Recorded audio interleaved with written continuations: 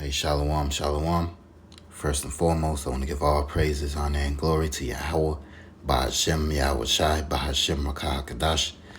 Double honors to all the apostles and elders of Great Millstone, and salutations to all the Akim and Akwaf tuning in and listening. This is Daniel Agah from the Great Millstone, Chicago camp. And it's just the spirit that's out here, man. You know, the Lord is moving, man. The Lord is putting Esau, man, to make these moves, man, because we go into it all the time, man. The persecution is coming, the MOTB is coming, martial law and Jacob's trouble is coming, man. You know, the stage is being set, so that's why we always watching, always on our watch, being diligent, and also just locking in with the spirit, man, because right now we are in evil times, man.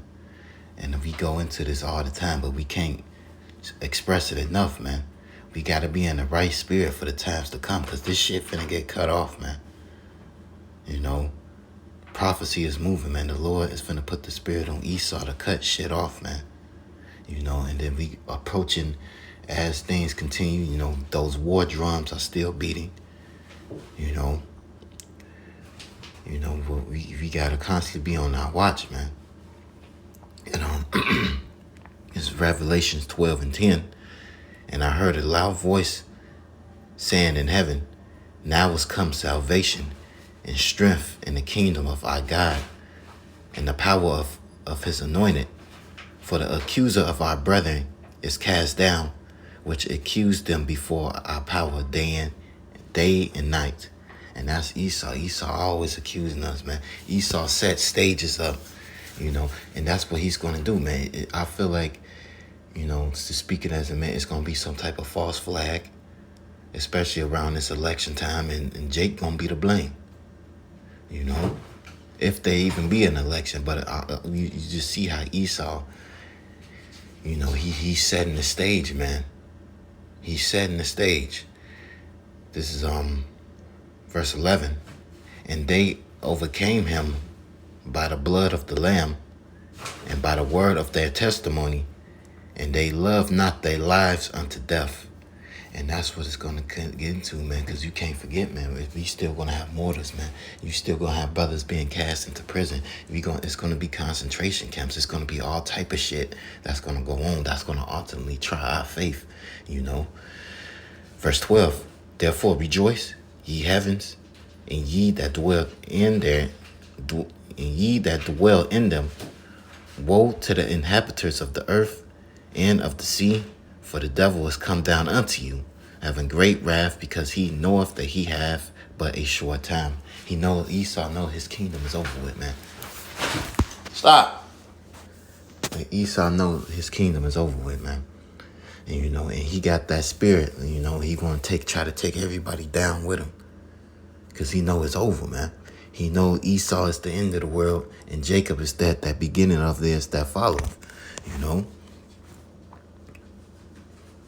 He understands he's going into captivity, man.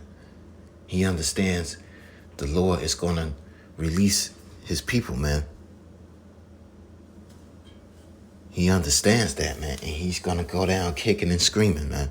And he's going to do everything that he can to try to hold on to that power, which is not going to work. But ultimately, he's going to come out with that sword, man. This is Ezekiel 21, verse 8. Ezekiel 21 and 8. Again, the word of Yahweh came unto me, saying, Son of man, prophesy and say, thus said Yahweh, say a sword is sharpened and also furbished. And that's Esau with his sword. And then that's also his technology is increasing for destruction. Like, these ICBM missiles. He got all type of shit, biological warfare and everything. Ultimately, he want to come against Jake, man. He don't give a fuck about his own people, but he ultimately want to get rid of us Israelites, man. It is sharpened to make a sore slaughter. It is furbished that it may glitter. Should we then make mirth? It contemneth the rod of my son as every tree. And should we make mirth? Hell nah, man. But our people are in that mirthly spirit, man. You know, drinking, marrying, giving marriage. You know, Jake still out here celebrating. There's nothing wrong with celebrating, but the Jake ain't watching. Jake ain't watching the prophecies. Jake don't know what time it is, man. So you can discern, you know, the seasons, but can you discern the times, man? Jake ain't discerning it. 2/3 of our people are not watching, man. They in this lackadaisical state, man, thinking that this place gonna continue on, just want to get entertained, eat, commit adultery. You know, just living in this bullshit, man. But the Lord got the spirit on this devil to move, man. The Lord is in this nigga rulership, man. You know? Verse 11. And he have given it to be furbished, that it may be handled. This sword is sharpened. It is furbished to give it into the hand of the slayer. And that slayer is Yahweh Shai. So the Lord is using Esau. Esau is the sword of the Lord to render judgment on the wicked, man. And the wicked of our people, man. So the Lord is using Esau, man, as a tool, man. The Lord is using Esau as a tool, man. This is Ezekiel 9:4.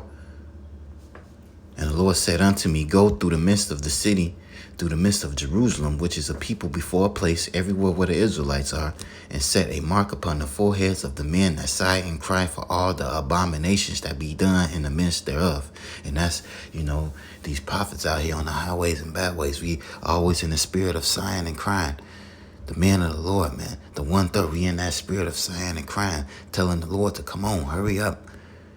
You chant down this place, you know. Verse 5. And to the others he said, in my hearing, go ye after him through the midst of through the city and smite. Smite means to kill, to slay. Let not your eyes spare, neither have ye pity. Slay utterly, old and young, both maids and little children and women, but come not near any man whom is the mark, and begin at my sanctuary. Then they began at the ancient men which were before the house, and that mark is Dawah. Let's get it in Ezekiel. Let's get it in the blue letter real quick. Proof. Let's get that in the blue letter. Ezekiel 9:4. Slay utterly.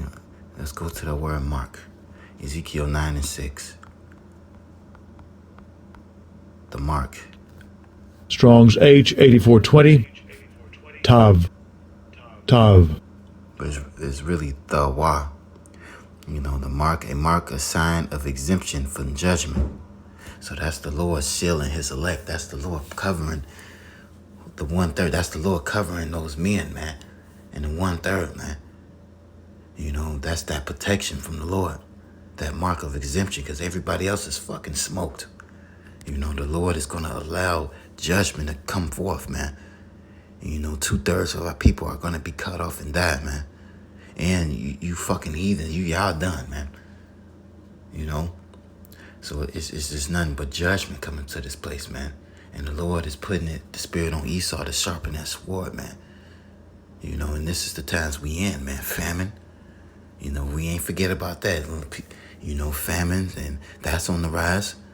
You know, the storehouses are going to become empty. You know, this dollar bill is going to crash. They should cast their silver in the streets.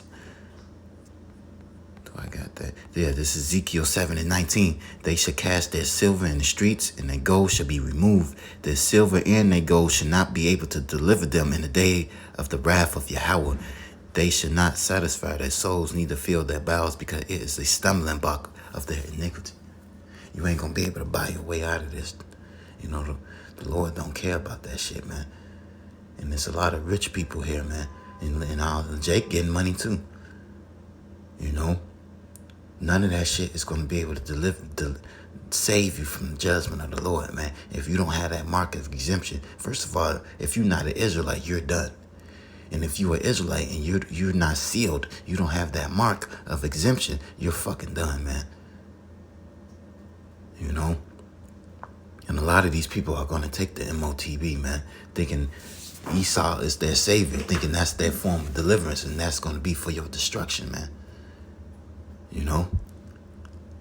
So it's no good news coming to this place. So we got to, as men of the Lord, hopefully men of the Lord, you know, we got to be in the spirit, man, of just locking in and staying, paying attention to what the Lord is doing, man. You know, we got to be obedient, you know. You know, we have to be obedient, man, because now it's to the point that shit might cost you your fucking life, man, or somebody, or a brother's life, man. So this is the spirit to lock in and be obedient and you know, and pay attention, listen to instruction from apostles on down, man, because this is the time to be in the spirit. This is the time to move, man, because the Lord, hey, man, this shit can pop off at any day. This can pop off any moment. We can wake up, the dollar bill could have crashed. You could wake up, martial law is implemented. We won't be able to go out there on the streets and the byways. So it's a lot going on, man. You know, so we got to be in the spirit of being circumspect, man. Can't be in these large gatherings around these niggas, man, because judgment is going forth. These death angels are out here, man. Not saying you can't hang out and shit, but, you know, pay attention to the spirit, man. You know, so that's all I got right now. So, you know, I'm going to give all praises, honor, and glory to Yahweh, Ba'ashem Yahushai, Ba'ashem HaKadash, double honest to all the apostles and elders of Great Millstone, Kwam Yasha Allah, Abba, and Shalom.